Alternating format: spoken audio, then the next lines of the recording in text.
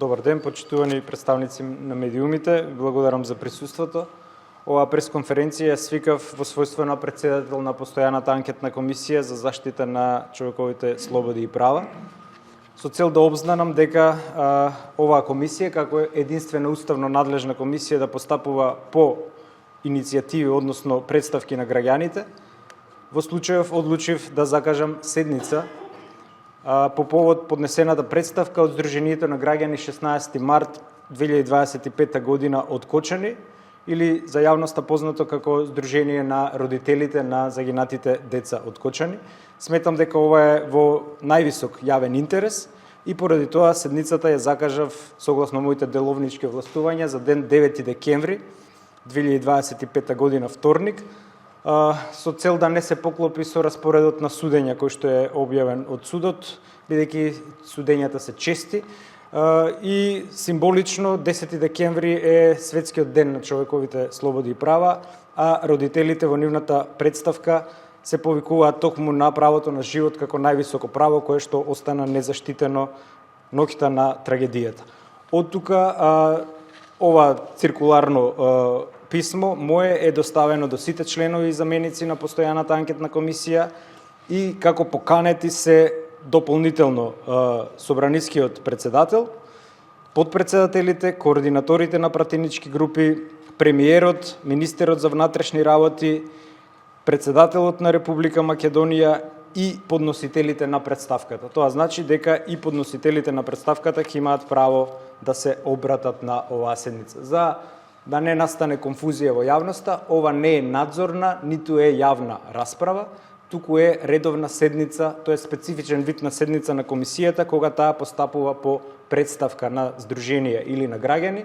Досега во историјата парламентарна имало неколку такви случаи на постапување, од тука не е ништо ново комисијата да постапува по поднесена представка. Толку од мене, доколку имате прашања за било што, не мора со темата поврзано. Да.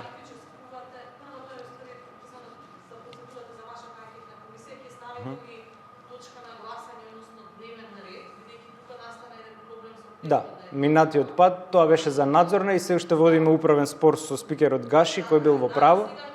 Не, сега одиме со редовно закажување на седница со гласање на дневен ред. Што ако власта не дојде, немате мнозинство, немате кворум за работа?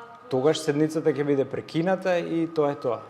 И уште едно прашање, анкетната комисија која што ја предложивте со СДСМ беше вратена Добре. на доброволната, меѓутоа од друга страна и власта поднесе со една проширена надлежност. Каде ќе учествувате, на која всушност анкетна комисија? Так, ние како пратеничка група со 6 пратеника имаме право на по еден представник во двете комисии, и во таа кај што ние сме иницијатори, и во другата ние ќе учествуваме и во двете комисии. Ако се формираат? Па јас очекувам да се формираат веќе на наредна пленарна седница. И двете. Туку и иницијативата на мнозинството ќе биде исто во вашата комисија? Не, таа ќе биде посебна анкетна комисија, додека мојата е постојана анкетна како редовно работно тело. Таа ќе биде ад хок комисија која треба за 45 дена или 2 месеци да заврши со квази истражни функции, бидејќи ние по закон и по деловник не смееме да истражуваме како јавното обвинителство, но можеме да лоцираме политичка одговорност. Значи, мојата комисија со која јас председавам е постојана анкетна комисија и таа редовно си работи, без оглед на овие, а овие две, едната од ВМРО-ДПМН и другата од опозицијата, се посебни анкетни комисии кои што се ад хок тела и кои што се уште не се формирани, има само иницијатива. Што ќе се постигне со се?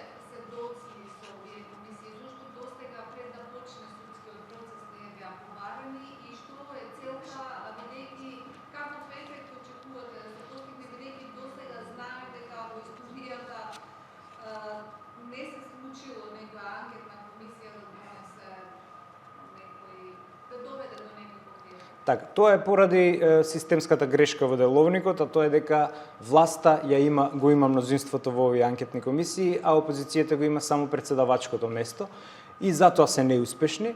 Зошто се должеше, само да ве потсетам, ние досега имавме 3 неуспешни обиди и затоа и водиме судски спор, управен судски спор со спикерот, за да го ставиме ова на дневен ред. Уште пред 2 мои седници потоа имаше и други иницијативи, но спикерот успешно цело време ги саботира под диригентската палка на пратеничката група на ДПМН.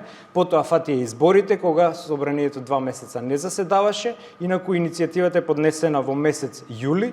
Јас ја проследив во месец август, изготвив и посебна информација која што барам да се стави на пленарна седница, но се уште не е ставена и игнорирана, така што напори се правени, барем од нас како опозиција, но секогаш не идуваме на затворени врати и неразбирање. Јас се надевам дека власта сега ќе се надмине, барем морално, и дека од ова ќе излезе плодна дискусија, затоа што во заклучоците, кои што ќе ги предложиме по исцрпувањето, ќе предложиме и законски измени, а не само лоцирање на политичка одговорност. Правната одговорност веќе си тече во судот. Ние таму не можеме да се мешаме. Што ќе се постигне со вашата анкетна комисија за човек? Јас мислам дека ќе се постигне една институционална бариера да се скрши, а тоа е конечно родителите на тие деца да имаат право да се обратат од собранието, затоа што досега тоа им беше целосно оневозможено. Да, мислам дека е доработена и веќе е вратена и веќе е спроведена до пленум, така значи нема, да, препратена, што значи дека отклонети се несогласувањата во составот беше што се, да. Да. Две анкетни комисии. 3 со постојаната. Да. Па тоа е, јас мислам дека тоа е каприц на власта и на опозицијата кои се фатија во клинч. Мислам дека овој процес природно е да го води опозицијата, а власта да партиципира, но ние наидуваме на целосна саботажа на процесот со месеци веќе. Прво, ако се сеќавате, тогашната координатор, тој заменик координатор на пратеничката група Дафина Стојановска кажа дека чекаме да има обвинение за да не влијаеме врз истрагата. Еве го обвинението, еве го и судењето, наред е политичката одговорност. Токму затоа се овие комисии.